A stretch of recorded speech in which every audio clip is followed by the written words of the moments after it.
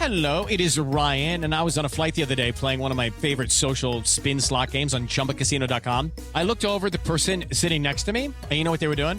They were also playing Chumba Casino. Everybody's loving having fun with it. Chumba Casino is home to hundreds of casino-style games that you can play for free anytime, anywhere. So sign up now at ChumbaCasino.com to claim your free welcome bonus. That's ChumbaCasino.com and live the Chumba life. Sponsored by Chumba Casino. No purchase necessary. VGW Group. Void where prohibited by law. 18+. Terms and conditions apply. Muy buenas noches a todos, muchas gracias por estar acá presente una vez más. Hoy tenemos el placer y el honor gigante de tener invitado al profesor Miguel Ancho Bastos, que vamos a estar acá conversando un poco respecto a todo lo que es liberalismo, anarquismo, realidad política, coyuntura, estructura y demás. Así que antes que nada le quiero presentar como siempre a mi compañero, que va a estar acá haciéndome el aguante y la compañía, y bueno, al invitado de honor, que es el profesor Bastos. Profesor, muchas gracias Muchas gracias a ustedes por la amabilidad. Es más que un placer. Bueno, me gustaría arrancar un poco por la cuestión de hacia dónde estamos yendo hoy. Porque, digamos, a diferencia, si se quiere, de los liberales clásicos, inclusive un poco tirando a las personas que tienen una tendencia más hacia la socialdemocracia, hay una tendencia, si se quiere, a combatir a la izquierda, más que nada, pero particularmente yo me defino como liberal radical. Anarquista por consecuencia lógica, simplemente por defender el derecho natural, y me parece que el enemigo natural que hoy por hoy tenemos por coyuntura política es la idea de la tecnocracia, un estado prácticamente totalitario y centralizado. ¿Hacia dónde siente que usted que está yendo el mundo y qué tendríamos que, como liberales, tratar de, si se quiere, combatir políticamente? Sí, me gusta mucho esa idea que hace usted de la tecnocracia, porque muchas veces no se la ve como un peligro. Y yo creo muchas veces... No hablo mucho de esto, pero yo creo que la tecnocracia es uno de los poderes más fríos que existen y por tanto es uno de los más peligrosos, porque además es un poder muy legítimo, porque supuestamente se basa pues, en una supuesta competencia técnica, en un conocimiento que está privado al resto de los mortales y la posesión de ese conocimiento les da como derecho a dominar a los demás. Por ejemplo, el político tradicional, el cacique, el alcalde, el político típico que puede existir, por lo menos tiene que responder delante del pueblo, tiene que hacer algo por el pueblo, pero estos ni siquiera tienen que hacer algo por el pueblo, ni siquiera tienen que preocuparse por eso, simplemente hacen unos planos, hacen unas rayas, hacen unos dibujos y el país tiene que adecuarse a esos dibujos que ellos hicieron, ¿no? Pero mucha gente le parece bien, porque supuestamente es un poder despolitizado, es un poder neutro, es un poder así como científico, ¿no? Y con toda la arrogancia que la palabra ciencia muchas veces lleva, ¿no? Entonces, en esas que lleva o que se la asocia, no que la tenga. Y ese poder es muy... Pocos han hablado de esto. Creo que Valle de Goitisol, en un libro que se llama Sociedad de Masas y Derecho, que está colgado en internet en algún sitio, habla mucho de esto, del poder de la tecnocracia. Él habla, por ejemplo, de los tiempos del franquismo, cómo el poder tecnocrático se implantaba. Pero creo que se está pasando en otras partes del mundo y es un poder muy frío, porque además nada garantiza que tenga éxito, porque el tecnócrata en última instancia también tiene un modelo social, ¿no? Un modelo de diseño. Los primeros tecnócratas eran Saint-Simon, Comte, en el siglo XIX. Sí. Por ejemplo, el movimiento tecnocrático en los Estados Unidos, Veblen, Thorstein Veblen, por ejemplo, un libro que se llama El ingeniero y el sistema de precios, o Scott, o por ejemplo, King Cam Gillette, el método de la maquinilla de afeitar, que fue también uno de los padres de este movimiento, pues querían diseñar la sociedad, diseñaban viviendas ideales, diseñaban viviendas comunales, querían una sociedad gobernada por ingenieros, y los ingenieros que fueron los que pusieron los precios. Sí, con Henry Ford pasó también algo similar con lo que había puesto en Brasil. Señor, es un movimiento que ellos saben, los ingenieros, los sabios, los expertos, son los que deben dominar el resto. El problema aquí deriva, primero, ¿experto en qué? ¿No? Es decir, ¿cuál es el tipo de conocimiento que deriva en capacidad de gobernar? Dice, no, deben gobernar los expertos, pero repito, ¿experto en qué? Es decir, economista, politólogo, ingeniero, sociólogo, en caso de la guerra, expertos en medicina, que fuera. ¿Pero qué tipo de conocimiento es? Economistas somos muchos, pero economistas o politólogos los hay de la escuela austriaca, los hay de keynesianos, los hay marxistas. ¿Cuál es el tipo de escuela que da derecho a gobernar? ¿No? Porque no hay acuerdo entre ellos. Dentro de los economistas, ¿qué economistas deben mandar? Los expertos en desarrollo, los expertos en microeconomía, los expertos en macroeconomía, ¿no? No, sociólogo, politólogo, ¿cuáles son las escuelas correctas para enseñar? Y dentro de los expertos, ¿quién decide quién es el experto? ¿No? Entonces, es un problema, es decir, al final es un poder que se autoimpone, se impone por medios políticos internamente y después se legitiman por un conocimiento técnico. Pero entre los propios técnicos o entre los propios tecnócratas, los que gobiernan entre ellos no se escogen por tecnocracia. El tecnócrata que manda en ellos es el tecnócrata con más habilidades políticas, con más capacidad de organizar coaliciones, con más capacidad pues, de buscar apoyos fuera, de obtener recursos, lo que sea, pero no es el que más sabe, sino el que más hábil en mandar a los demás tecnócratas. Cualquiera que entienda un poco el mundo de los expertos ve que dentro de los expertos, dentro de las escuelas, dentro de las teorías, siempre hay quien gobierna más que los otros, pero no es el que más sabe necesariamente, sino el que más habilidad política tiene. Entonces, al final, en última instancia, no deja de ser un juego político igual. Digamos que usted ve un peligro latente en lo que hoy por hoy se denominaría 2030, la Agenda 2030, por ejemplo.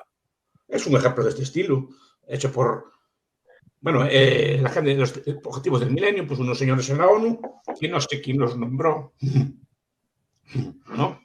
Y valga la redundancia que Cuba es uno de los que ganó justamente los Objetivos del Milenio del 2015, cuando claramente la línea de pobreza es total en la población. No, pero digo, se establecen unos objetivos por una serie de técnicos y son ellos los que deciden cuándo se cumplen esos objetivos, cómo se cumplen, cuántos recursos hay que darles, cómo hay que organizarlos, etc. ¿Y por qué esos objetivos? Repito, aparte de quién es el tecnócrata, ¿qué área de la tecnocracia es la que debe dominar? O sea, ¿qué área de conocimiento es la que tiene que dominar para que una persona sea experto? ¿No? Totalmente. ¿Y quién examina, decide si una persona es experta o no? Y en ese sentido, buscando la legitimidad, no podemos poner el trabajo que se hace en las universidades, por ejemplo, porque me pasa con el ejemplo que está dando usted, es que tanto, yo siento que Argentina sigue muchas agendas españolas en este sentido, como por ejemplo un Ministerio de la Igualdad o del Género o de la Mujer o como se llame, que se realiza un trabajo sociológico para intentar legitimar muchas de las cuestiones en ese sentido. Es que primero se decide, después se justifica. Nosotros pensamos muchas veces que en política las decisiones son tomadas después de un análisis. O sea que primero estudiamos el problema, analizamos, vemos todas las alternativas, estudiamos todas las distintas posturas y después decidimos la postura que entendemos que es mejor, ¿no? Muchas veces no decidimos porque por motivos ideológicos, por motivos políticos, por motivos personales, por lo que sea, tomamos una decisión política y después llamamos al experto para que nos la justifique científicamente, que es lo que está usted apuntando. Primero hay una agenda pues, de igualdad, de medio ambiente, de economía, de lo que sea, pues decidida políticamente, pues en asambleas o en grupos de presión dentro de los partidos o muchas veces por la propia voluntad del dirigente, decide que le gusta esa política, que tiene cosas diferentes, entonces llama después a expertos, sociólogos, politólogos, economistas, que le justifiquen lo que ya tomó, con argumentos técnicos. Pero primero es la decisión y luego la justificación, no al revés. Casi siempre es así. Sí, eso hoy por hoy con inclusive los marcos normativos prácticamente homogéneos que se ven en el mundo, se nota que hay una clara, digamos, si se quiere, vinculación directa entre las diferentes fuerzas políticas. Pero hoy, por ejemplo, quiero ya entrar en algo un poquito más técnico. Uno de los peligros latentes que más veo, que siento que es prácticamente el exterminio por completo de la libertad humana, que es la implementación de la CBDC, por ejemplo. ¿Cómo ve, por ejemplo, esto digamos, de forzar la implementación de una moneda digital obligatoria de curso legal de un banco central? No difiere mucho de lo que hay ahora.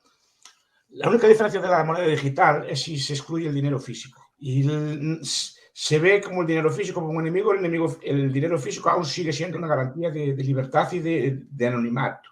El problema del dinero, eso no es solo el control que tenga el control, el registro de todo lo que gaste usted, en cómo lo gaste, creo que dice, pues no es usarse, pues, pero ese registro está ahí, ese registro en un momento dado puede ser usado contra usted, puede ser usado para chantajearlo, puede ser usado para muchas cosas distintas, pero no solo eso, es que el problema de eliminar el dinero físico es que los gobiernos pueden inflar a gusto y pueden ponerle un impuesto a los depósitos. Y dar caducidad a las monedas que ellos mismos te obligan a usar. Sí, no, te obligan a usar, a gastarlas o hacen, bueno, simplemente pues le aplican un impuesto al depósito, que ahora no pueden aplicarlo, o pueden aplicar tipos de interés. O sea, pueden hacer experimentos de todo. O sea, pueden inflar a gusto. Porque ahora el límite a la inflación, a la inflación bancaria, la creación de dinero bancario, es que usted puede retirar el dinero, ¿no? Y puede retirar el dinero y usarlo de otra forma. Y si le empiezan a cobrar por los depósitos, usted retira el dinero y ya no le tienen dónde cobrar. Si no tiene a dónde ir, tiene este problema. Pero además, imagine usted que se marcha del país y no le deja sacar su dinero. Es decir, Un exiliado ya no solo un exiliado, es un exiliado que le bloquean sus cuentas. Es decir, no tiene derecho a dinero ninguno, ni siquiera a moverse. Hasta el día de hoy, por lo menos usted va con plata a cualquier sitio, más malo será que no lo reciban, ¿no? Si pago así, pero ¿y si no tiene cuentas? ¿Y si le bloquean todo? ¿No? Además, Sí, el bloqueo, en el bloqueo en esos casos es fácil, porque usted ni siquiera tiene capacidad de tener atesorado algo en su casa, ¿no? Entonces, ese tipo de divisas virtuales a los gobiernos les gusta mucho, claro, que incrementan mucho su poder. Hasta incluso si usted compra Bitcoin le queda registrado. Sí. Ahí el anonimato, porque tendrá que comprar internet, tendrá que comprar por algún tipo de moneda de estas estatal. Tendrá que cambiar, para adquirir el Bitcoin, tendrá que desembolsar moneda estatal. Ya le queda registrado que lo compró ahí, ¿no? Entonces, digo, estas cosas a la gente le gusta mucho, que elimina el fraude, ¿no? O los delincuentes usan esta moneda, sí, y no lo usaban antes en el dinero normal. Es decir, parece que es decir, el fraude existió siempre con esta moneda o sin. Es decir, no garantiza que no vaya a haber fraude con este tipo de divisas. Es decir, con dinero electrónico sigue habiendo fraude, como si fuera a eliminar por eso, se fuera a eliminar el tráfico de drogas o cosas de este estilo, simplemente porque no puede usar este tipo de moneda. Se usan monedas alternativas, desde usar oro o plata hasta usar otro tipo de bienes de fácil cambio, como ya se vio en otras ocasiones, como si se eliminara el crimen por prohibir un determinado tipo de moneda.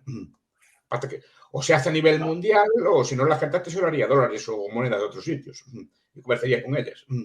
Quizá la respuesta está en la exposición que acaba de hacer, pero a lo que se le cuestiona muchas veces el libertarismo, que es capaz de, o en el entendimiento, es capaz de justificar, por ejemplo, el robo o el chantaje dentro de lo que se entiende en el mundo del mercado, sí. Pero esta medida para intentar volver más eficaz a los gobiernos a la hora de intervenir en la libertad individual, ¿no termina también convirtiendo al fraude como un enemigo que es imposible de combatir y que no puede ser tomado como un error de mercado? A ver, fraude va a haber siempre que haya, o fraude, no tenemos fraude, mercados negros o economía negativa, la va a haber siempre que haya algo prohibido. Por ejemplo, ningún país puede ser 100% blanco mientras existan drogas o tráfico de drogas, o prostitución, o juego, o actividades prohibidas, ¿no? Entonces, eso va a generar demanda de otro tipo de medios de pago. Eso no. El fraude el fraude, el engaño o el delito está en la naturaleza humana, no es el tipo de moneda que hay. Es decir, el fraude puede existir con cualquier tipo de moneda y probablemente siga existiendo con cualquier tipo de moneda. No se va a solucionar eso. Pero yo creo que no lo va a hacer porque también va a afectar a los negocios de los políticos. Y veo que siempre hay una cierta obsesión de los políticos en aumentar la base imponible de poder y de control. A veces no es tanto la cuestión económica, es la cuestión, si se quiere, hasta narcisista, de poder controlar las decisiones de los demás. En los tiempos que corren, nombrar el apellido Gates suena a conspiración, pero cuando uno ve, por ejemplo, todos los tratados y todos los negocios que fue haciendo con los diferentes personas que tenían el poder acomodato, se da cuenta de cierta relación, si se quiere, inmoral entre sector privado y sector público, que por ahí implica justamente en modificar permanentemente la conducta y la percepción de la realidad de las personas. Esto que vivimos, de que el mundo se haya parado en 2019-2020, es irrisorio, es un delirio cientificista para someter a las personas que son completamente sanas, que es lo que, hemos vivido en los tiempos que corren y que por hoy, digamos, de ciertos organismos supranacionales justifican como modelo perfecto, como por ejemplo pasa China. No sé si usted ve también, por ejemplo, un problema latente en la implementación forzosa de... Como un ensayo. Yo no sé si no creo que esto sea previsto, ni que es un diseño demasiado sofisticado como para ser previsto, ¿no? Entonces no soy así como conspiranoico. Eso sí, yo veo que se aprovecha esta pandemia para ensayar. Los gobiernos se ven como una oportunidad de oro para ensayar técnicas y ensayan a ver hasta qué punto la población puede ser sometida o no ser sometida. Y creo que en muchos aspectos llevaron conclusiones bastante positivas. Es decir, la población es relativamente fácil de domesticar. Ahora, que todo haya sido una conspiración, eso no lo creo. Ahora, ¿qué pasa? Tampoco los gobiernos, hay que decirlo, los gobiernos no tenían tecnología suficiente para tratar este tipo de problemas de cero. Es decir, es un problema para ellos nuevo.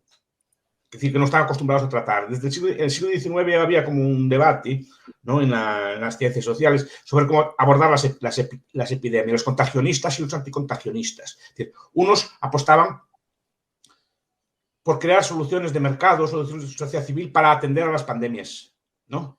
Pues desde cambiar los hábitos, pues tener pequeños depósitos en casa o reservorios de vacunas o de medicinas o de mascarillas o cosas por el estilo, para que cuando viniera esto, diseñar incluso las ciudades adecuadas para atender las pandemias, y otros decían que era la burocracia que debía tratar estos temas a través de la prohibición, el confinamiento, ¿no?, las cuarentenas, ese tipo de mecanismos que son mecanismos burocráticos. Ese debate políticamente lo ganó el ala más intervencionista. Y desde entonces se inhibió el desarrollo de tecnologías que permitiesen tratar este tipo de pandemias desde una forma privada. Entonces, la única herramienta que tenemos para tratar las pandemias es el Estado. Y ahí entiendo que el Estado ya ha actuado, en el sentido de que es la única arma que tenemos. Porque la otra estrategia se inhibió, se frenó. Nadie tenía medicinas en casa, nadie tenía mascarillas en casa, nadie le instruyeron previamente de cómo había a través de la educación social, de cómo tenía que actuar en ese tipo de casos. Simplemente nos encontramos inermes frente a una pandemia, y el único arma que había, el único que tenía armas o medios o así, era el Estado, y lo aprovechó, claro. Pero entonces habría que abrir el debate de nuevo sobre cómo afrontar las pandemias en el futuro, no en el pasado, y ver qué herramientas se pueden hacer de mercado para tratar este tipo de cosas. Eso fue lo que se inhibió, y ese debate lo hubo en el siglo XIX. Y había teóricos, muchos de ellos anarquistas, que defendían formas de tratar a pandemias sin tener que usar la coerción, y se frenaron todas.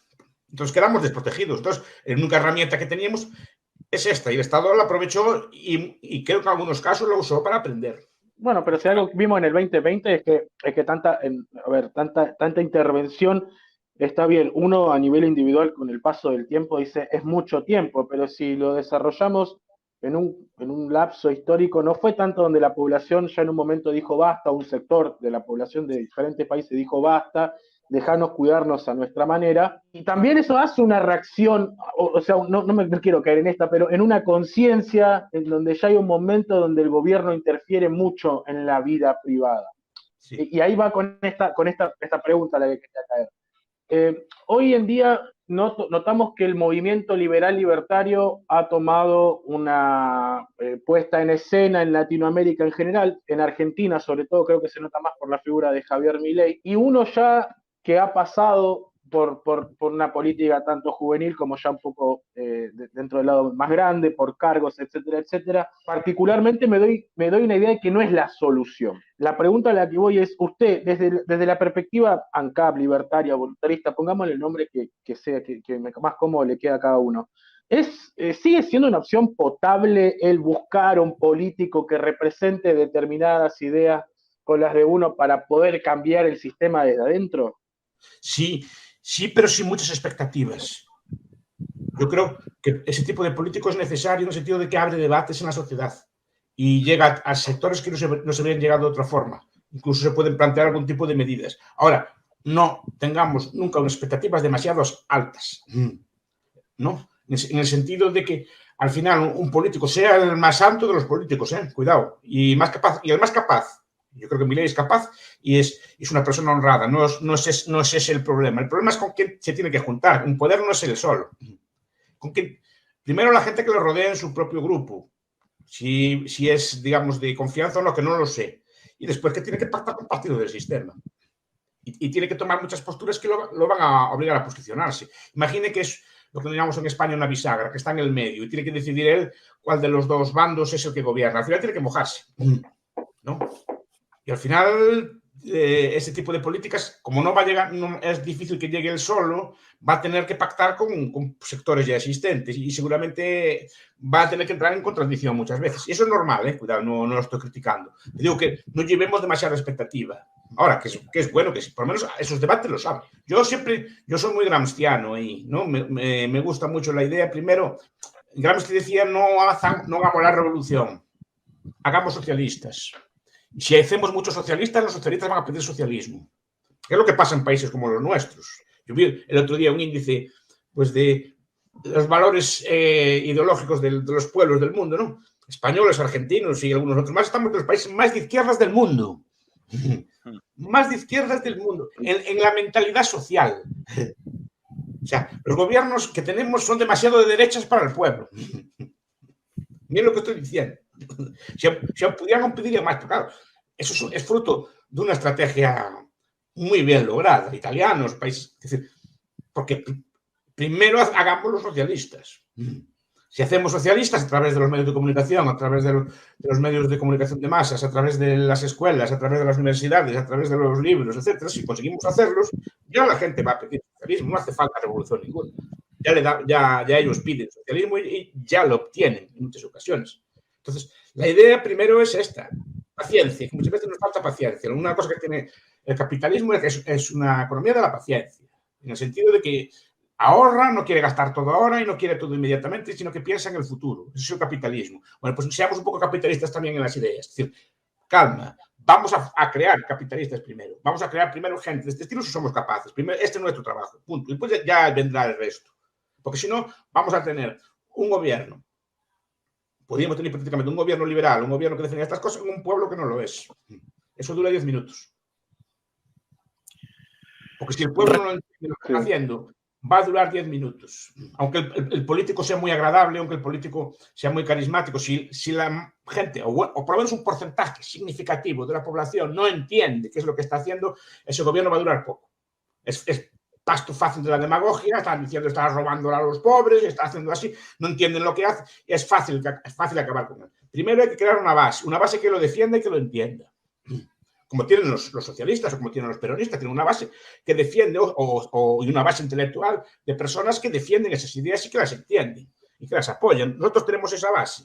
Ahí difiero en lo último, de que se las entienden. Yo creo muchas veces que pasa por una pasión que no logran comprender y ya les terminan regalando demasiada libertad, que a pesar de que no le hayan cumplido esas promesas, se mantiene un ideal de un mundo más igualitario, redistributivo, en donde los servicios estén para todos. O sea, con el peronismo sucede eso acá. Tiene como esa cuestión de que a pesar de que hagan las cosas mal, esto no es el verdadero peronismo, como no es el verdadero socialismo esto, claro, para mantener esa idea. ¿Sabe la población que eso no es posible? Que decir que ese tipo de mundos no existe, que el único mundo que existe es uno en el que hay que trabajar, ahorrar, etcétera, que no es una vida fácil. Claro, es el problema nuestro también. Nuestras ideas no son atractivas, no prometemos ningún paraíso. Dicen simplemente que viviremos mejor. ¿Se confunde socialismo con buena persona, profe? ¿Se confunde socialismo con ser buena persona? Sí. Es que eso es lo que hay que discutir. Primero, pues digo que nuestro trabajo es inmenso. Es súper entretenido en el sentido que tenemos que estudiar muchas cosas, tenemos que entender cosas, pero el trabajo nuestro es el primero. Claro, nosotros no tenemos paciencia. Piensen en el cristianismo. El cristianismo no llegó y mandó. Tardó cientos de años. Y con calma. Pero fue primero creando cristianos. ¿No? Pues esto, cualquier idea pero pasa con el marxismo, con otras cosas. Llegó el marxismo y ya mandó. Decenios, requiere tiempo, requiere paciencia y requiere, pues, intentar comunicar las ideas e intentar hacerlo mejor que la competencia. Esa cosa a mí me seduce, la idea de competir con otras ideas, ¿no? Es una idea de competitividad. Yo no tengo miedo a la competencia. Entonces, me gusta que haya competencia, aprendo de ella e intento dar mejores argumentos que lo que dan los otros. Otra cosa que lo consiga. Pero la idea es esa. Ustedes que son jóvenes aún tienen mucho por hacer aún. Pero paciencia. No va a llegar a Ancapia mañana. No, y aparte el aceleracionismo no es algo muy propio de nuestras ideas, no. Justamente el orden espontáneo y digamos, la prioridad de las cosas.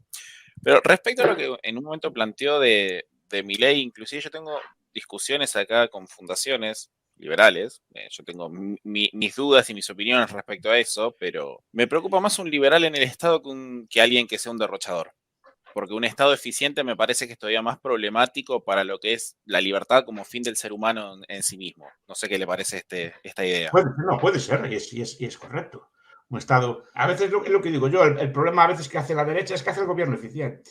No, pero es un dilema, claro, porque al final, eso creo que Robert también discutió algo de esto. Claro, al final también se trata, obviamente, si tenemos Estado, pues queremos que el correo funcione, por lo menos, ¿no? Que ya que lo hay estatal, que el correo funcione. Si el médico es del Estado, pues por lo menos que le cure a uno, ¿no? Ya que, aunque no sea la mejor de las formas, y si queremos también, ¿no? Que sea de educación o así, pues que no sea una mala educación. También no queremos que sea lo peor de lo peor, ¿no? Y ahí sí, pero sí que entiendo su argumento. Es decir, si hacemos gente que es buena o gente que compita allí, claro, el Estado lo podemos hacer más eficiente. Es más, le dejamos el terreno preparado para el siguiente que llegue. Es que quizás, le ordenamos las si cuentas. Si se entiende el argumento de, inclusive de corto plazo, de, ok, un médico tiene mejores recursos para curar a una persona, más allá de que si eso no legitima la cuestión de la salud pública, el tema es el trasfondo, digamos, si se quiere, el deep state, lo que implica que un Estado tenga la mayor legitimidad y, digamos, los recursos maximizados para poder controlar a los demás. Ahí es donde entra mi preocupación. Por ende, siento que la vía reformista, a la larga o a la corta, inclusive termina siendo bastante más deficiente en cuestiones sí, estoy de acuerdo. Estoy de acuerdo. Además, le deja los medios para que el siguiente que llegue, el socialista, así tenga los medios, las cuentas, pero no solo eso, el aparato organizativo bien funcionado para poder llevar a cabo sus medios. Eso estoy de acuerdo. No, es un dilema. Por un lado, claro, ya que estamos en esto y lo tenemos encima, por lo menos que funcione razonablemente bien, ¿no? También es una lógica, pero yo entiendo también lo que está diciendo usted. El peligro es este. Pero por eso hay que usar argumentos de legitimidad, ¿no? De legitimidad, no solo de funcionamiento. Porque si centramos la crítica al Estado en que funcione bien o funcione mal, estamos perdidos, ¿no? Totalmente.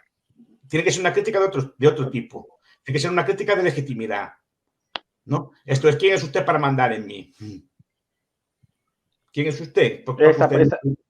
¿Y quién le dio ese? Esa es la pregunta de quién le dio ese derecho, de dónde viene ese derecho. Entonces, es donde podemos empezar a discutir de filosofía política, ¿no? De dónde viene ese derecho último y por qué tiene usted derecho a mandar en mí y quién le dio ese derecho y puedo yo decidir marcharme, secesionarme de su mando y decidir sin meterme con nadie, irme a vivir a otro sitio, etc. Ese tipo de cosas, ¿no? Son preguntas de ese estilo. Entonces, el debate es de legitimidad, ¿no? Y de entender en qué consistió históricamente el Estado y en qué consiste el Estado. No si funciona bien o funciona mal. Es decir, porque es el debate que creo que se planteaba también, no sé si Lisandro Spooner o uno así, que es lo que entiendo lo que usted diciendo también, ¿no? Que si es mejor un amo bueno o un amo malo, si uno es esclavo, ¿no? Hombre, si uno es esclavo... En términos económicos, si se quiere, en términos económicos, inclusive de reconocer cuál era el enemigo, es más rentable la monarquía. Porque de última se cae el rey, en comparación al Estado, es completamente abstracto. Esa es la tesis de Hoppe. La tesis de Hoppe que es correcta, la tesis de la conciencia de clase. Es decir, ahí lo tienen tesis.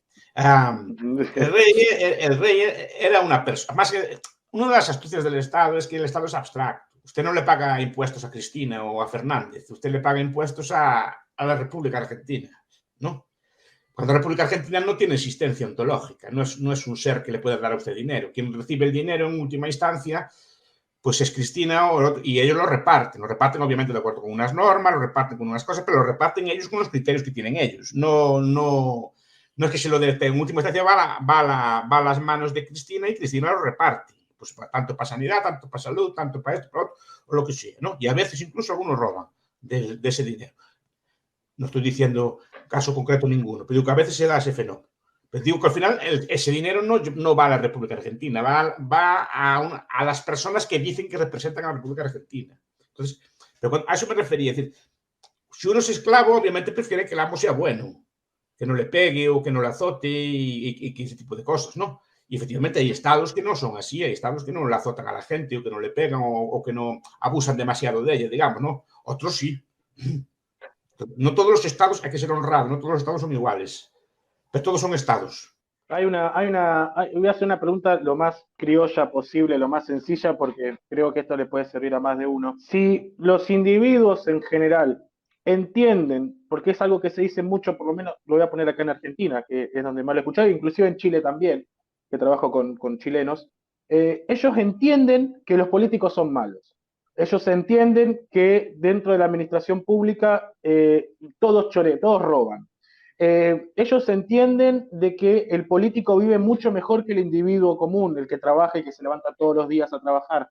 Y aún así siguen legitimando gobiernos, o sea, siguen legitimando el sistema de democracia representativa. Entonces la pregunta que va es, ¿por qué el individuo, entendiendo esas lógicas, siempre sigue delegando esas funciones tanto de seguridad, seguridad exterior, economía?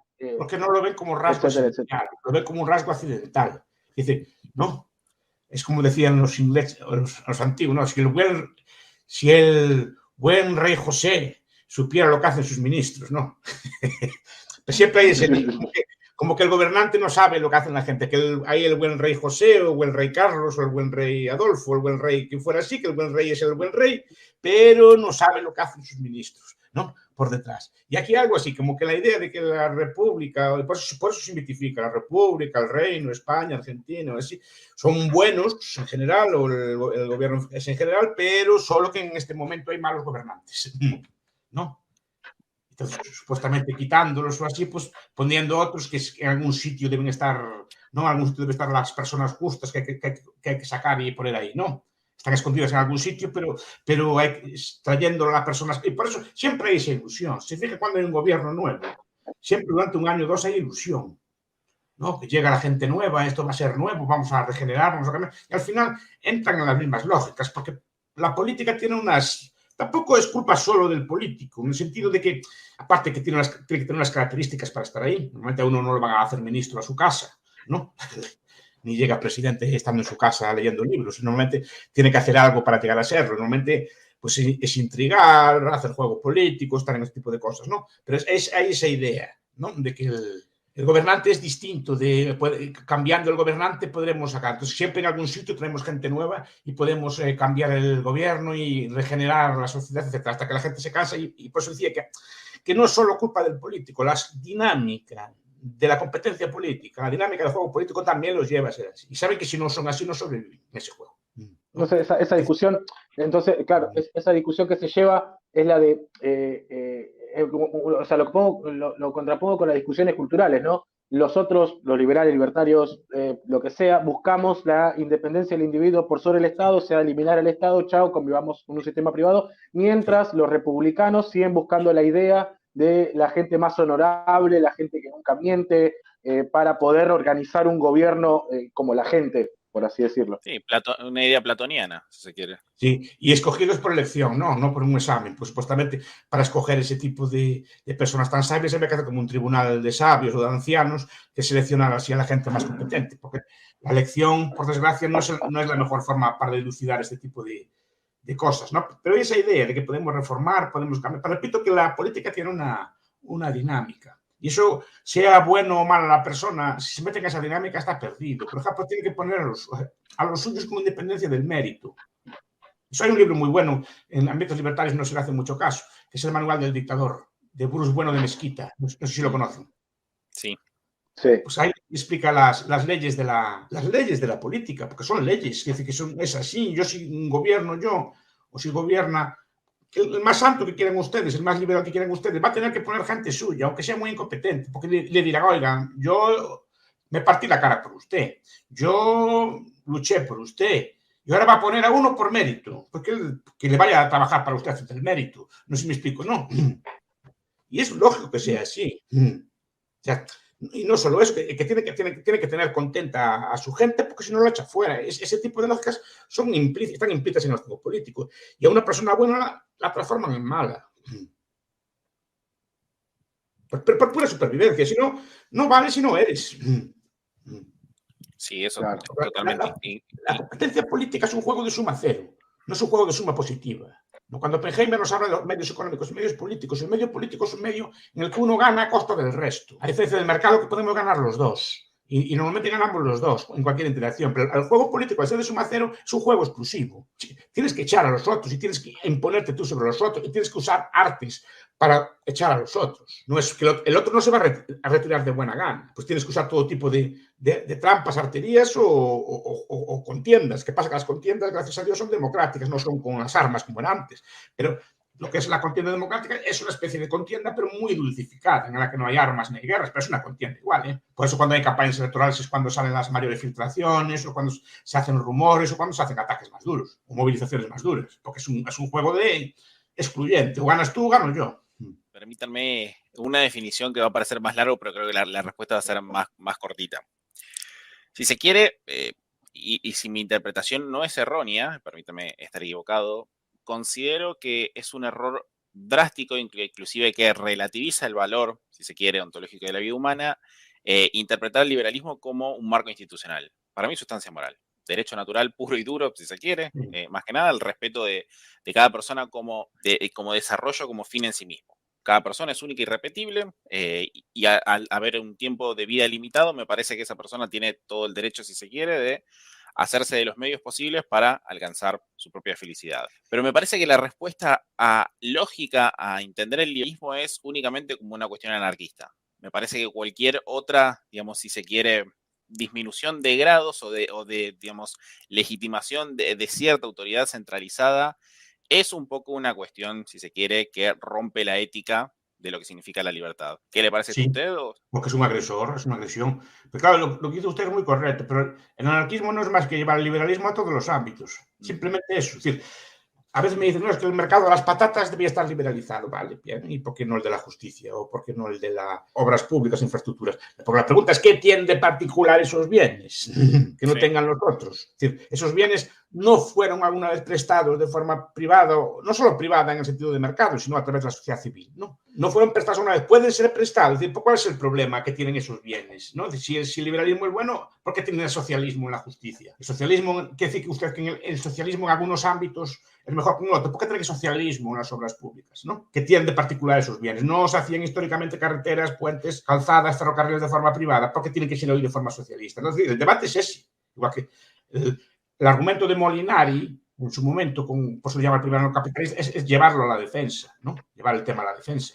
Y creo que es un tema que me quiere mucha investigación. Dirigí hace poco, co-dirigí con don Jesús Huerta una tesis sobre defensa y seguridad privada, que no sé si la conocen, la de José Hernández Cabrera. Sí, es un libro muy notable, porque es un libro que explica desde el punto de vista anarquista los problemas de la defensa, porque son los problemas, digamos, más complicados que puede tener, juntos con los de la justicia. Entonces, al final, un anarquista no es más que un liberal, pues llevado a todas las consecuencias. Porque ¿qué tiene de peculiar el mercado del alquiler o el mercado de la cebolla con respecto al resto? Es el debate, que tienen algo en esencia diferente de los otros mercados, ¿no? Y por ahí hay que argumentar. Es decir, ¿por qué tenemos que tener una persona? El debate es eso, un debate filosófico, lo plantea Wemer y otros autores, ¿no? ¿Por qué tenemos que alguien dominar a otro? Alguien que es otra persona, no es el Estado. Usted no manda el Estado. Usted manda Alberto Fernández. Punto. Y Alberto Fernández sabe más que usted, más competente que usted. Esa es la pregunta que hay que hacer, ¿no? Porque no manda ningún Estado, porque eso no existe. Tiene la legitimidad de Fernández mandarte a una guerra. Fernández, lo que sea. Sí, porque parece que en la política parece que hay un fenómeno de transustanciación. Y esto es culpa de Burke, ¿no? De transustanciación. Que cogemos a cualquier persona por la calle, ¿no? La votamos y se transustancia en el cuerpo y la sangre de la nación. ¿No? Pero algo mágico. Por eso es un concepto copiado del cristianismo, ¿no? Cuando habla el sacerdote, se transforma el cuerpo y la sangre el pan en el cuerpo y la sangre de Cristo. Bueno, cogemos a cualquier persona, la votamos y ya representa. No, señor, es el mismo señor listo, señor burro que era antes. No cambió nada, no te volviste más inteligente por ser votado. Ni eso te da ningún tipo de derecho esencial. Para ese tipo de debates hay que tenerlos. Pero lo que yo reclamo es paciencia. Estudio y paciencia. Ya sé que la juventud moderna lo quiere todo y lo quiere ya. Pues a lo mejor hay que hacer como los antiguos, un poquito de calma y preparar el terreno, porque si no, nos va a llevar a desilusiones. Sí, queriéndolo todo ya tenemos progresismo no actualmente. Puede poner un gobierno liberal un pueblo que no lo es. No lo puede poner. No funciona. La gente se revela o resiste. Hay primero que cambiar, es la metapolítica. Primero, lo que decían los metapolítica, es decir, no hacer política directa, sino hacer política intelectual, crear soluciones, crear problemas. y creo que de momento lo estamos consiguiendo. Yo, para mí es imaginable que me hablasen de la Argentina, por ejemplo, hace 15 años, no solo porque no hubiera medios, sino porque no había tanta juventud que le gustara estas cosas. Lo digo por experiencia. Cuando empezamos éramos muy poquitos. Y es más conocido de lo que usted cree, profe, acá en Argentina. Más de lo que usted puede imaginar. Pues eso es bueno, cosa suya. Sí, esa era la idea. Bueno, profesor. Los viejos, sí. Ustedes sean mejores que nosotros, y lo son ya. Ya parten sobre algo construido. Entonces ya pueden trabajar mejor. Pues adelante y muchas gracias por la amabilidad. Y por cierto, fue una excelente entrevista. Sí, da gusto ver, están bien, que tienen buen nivel de debate. Hasta la próxima entonces. It is Ryan here, and I have a question for you. What do you do when you win? Like, are you a fist pumper, a woohooer, a hand clapper, a high fiver? If you want to hone in on those winning moves, check out Chumba Casino. Choose from hundreds of social casino style games for your chance to redeem serious cash prizes. There are new game releases weekly, plus free daily bonuses. So don't wait. Start having the most fun ever at ChumbaCasino.com. Sponsored by Chumba Casino. No purchase necessary. VGW Group. Void where prohibited by law. 18 plus. Terms and conditions apply.